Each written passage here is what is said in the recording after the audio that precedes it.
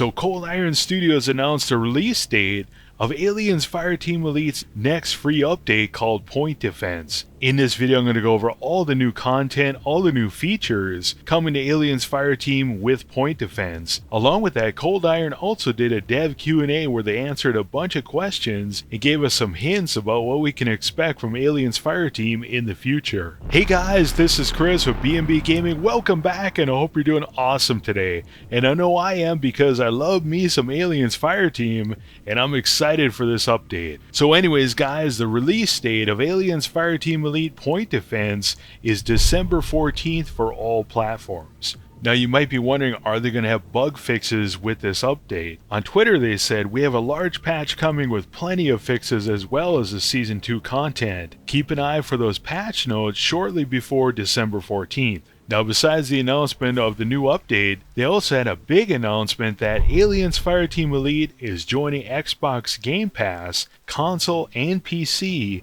on December 14th. In the announcement they also said that crossplay will be available between Xbox and PC players who install via the Microsoft Store version of the game. And you might be thinking, what about crossplay for the rest of us? Later on in the video here I'll go over all the dev answers, and I think you're going to be excited. Anyways, as far as the details about the new update, in the blog post it says, Season 2 Point Defense will bring a content patch that includes the new Point Defense game mode, a new lifetime stats feature, as well as 4 new weapons, a rifle, handgun, close quarters weapon, and a heavy weapon. It will also bring an assortment of new attachments, new weapon colorways and decals, new head accessories, new emotes, and even new challenge cards to bring a unique twist to your next missions. As far as Point Defense goes, it says, we're seeing an increase in xenomorph activity at the LV-895 runes. Swarms are drawn by 3 engineer devices.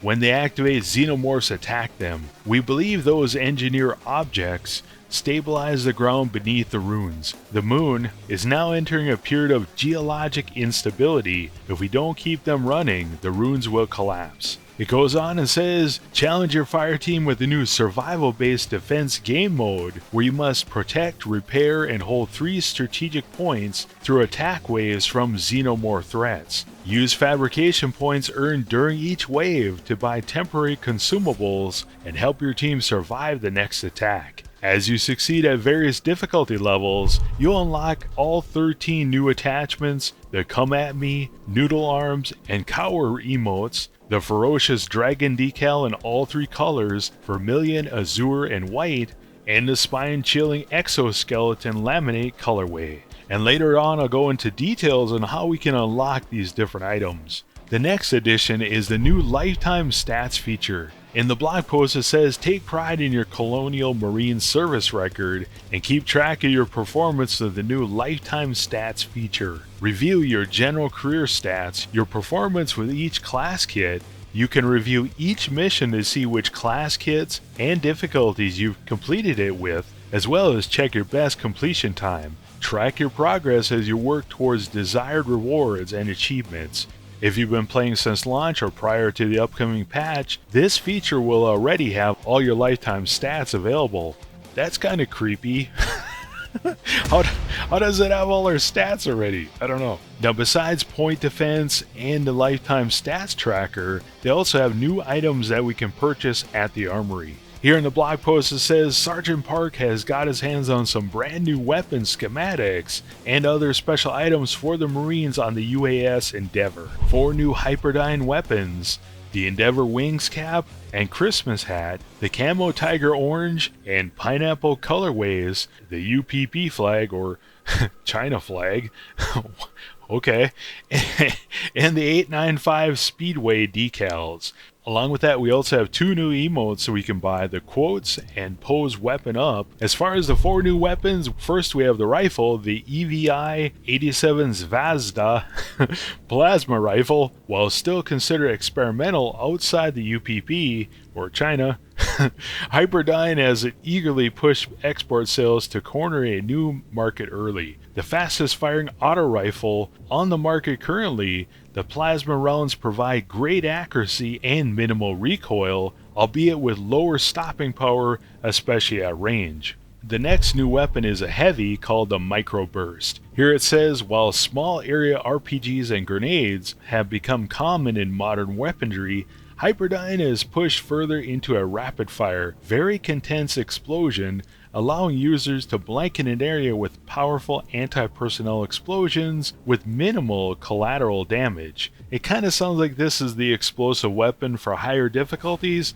I could be totally wrong on this, but that's kind of one of the flaws with the Demolisher is there's so many of his weapons you can't use on higher difficulties unless you're super careful. With the close quarters weapon, we have the PPZ-49 Vol. It says the Vol features a closed bolt and uses a gasless system, providing more accurate grouping in sustained fire. Coupled with the large magazine, the PPZ-49 edges close to automatic rifle territory while still being compact. Last but not least, I hope, we have the handgun. The handgun, called the Frontier Revolver. Its description says, when Hyperdyne decided to make a gun designed for explorers and miners, they went with a more traditional revolver format that was easier to maintain. The massive punch more than made up for the kick, and single chamber reload, making these very common in the Outer Rim.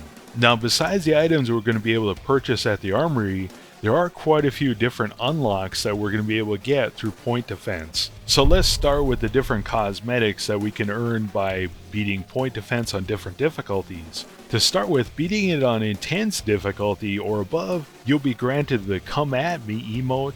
By beating it a second time, you'll be granted the Noodle Arms emote, and finally by beating a point defense mission on intense difficulty a third time, you'll unlock the Cower emote. Now for beating a mission on extreme difficulty or above, you'll be granted the Vermilion Dragon decal. Then doing it a second time, you'll be granted the Azure Dragon decal, and finally for beating point defense on extreme difficulty a third time, you'll be granted the White Dragon decal.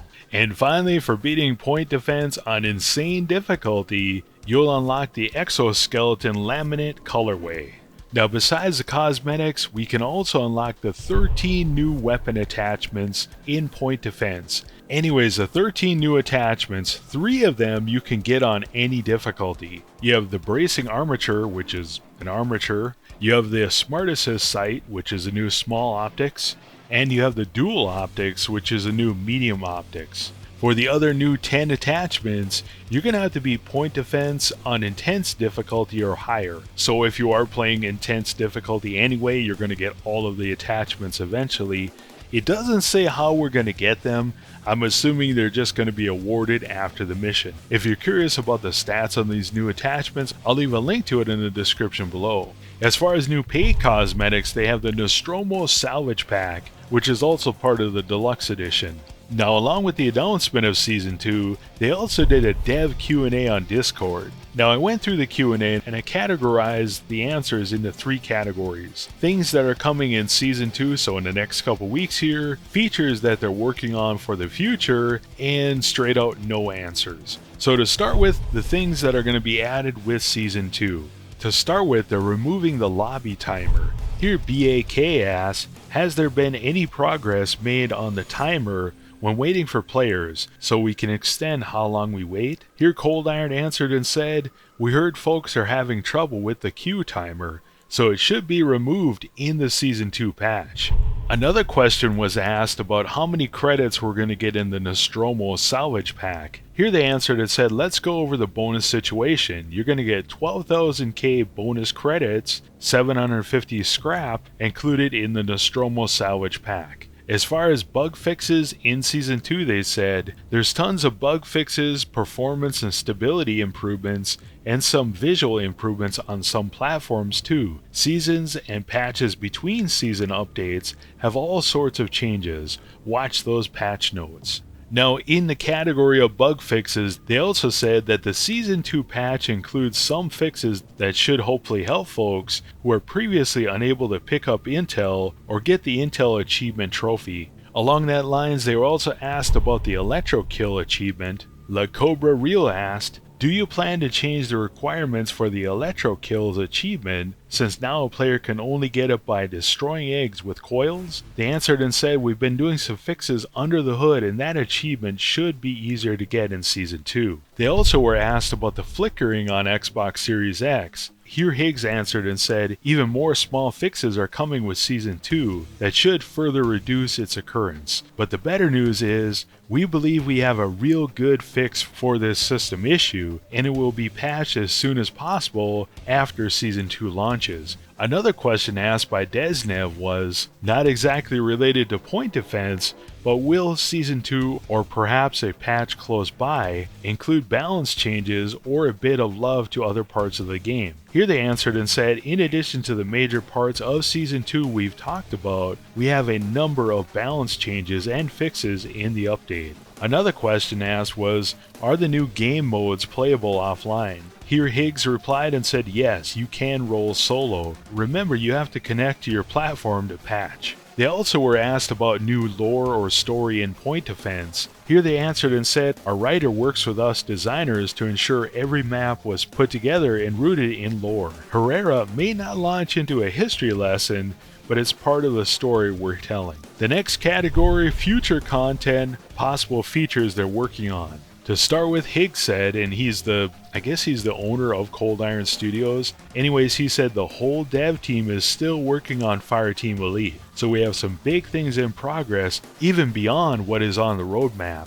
As far as new campaign maps, they were asked by T-Carp, will there be more Alien story-based maps added in the future, either as paid DLC or free DLC updates, or can we just expect to get new game modes and a map with the game mode? Here they answered and said, we understand that folks are thirsty for more story-based content, and we hear you. We don't have anything to talk about today, but you never know what the future holds. So that's a good answer, no answer at the same time. Another feature they're working on is crossplay for everyone. Here Tragic Peak asked, hoping we get a crossplay feature to bring all the players together. Is this something we'll see in the future of the game? Here Higgs replied and said, we're working towards it. Crossplay with Xbox and Windows Store will be released with Season 2, and that is a big first step. We have nothing to announce further, but it's something we want to achieve at some point.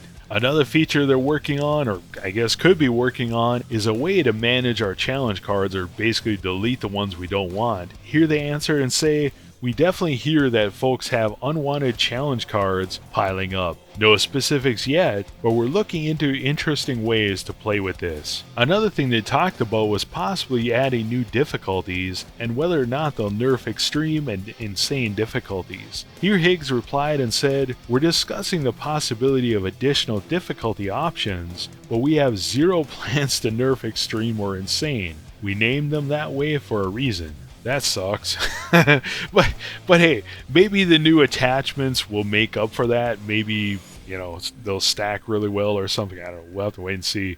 Another feature they talked about here was the possibility of adding challenge cards to Horde mode. Here La Cobra Real asked, do you plan to rebalance Horde mode, adding cards maybe? As of now, extreme and insane are almost impossible to complete. Here they replied and said, we're currently happy with how Horde mode is performing in general, difficulty-wise. We're looking at possibilities for challenge cards and game modes, but many of the existing ones wouldn't work at all here, so we need to keep that in mind. As far as new achievements, they confirmed there aren't any new achievements in Season 2, but they went on and said that we hear the folks that are interested in more trophy chasing. So it sounds like they're gonna, add more achievements as we're going along here. Now the final category, not working on and not planning to work on, here Retropocalypse asked, are there any plans to improve alpha and beta? Example, giving them basic commands. Here they replied and said, we love our synth friends. We currently have no plans to add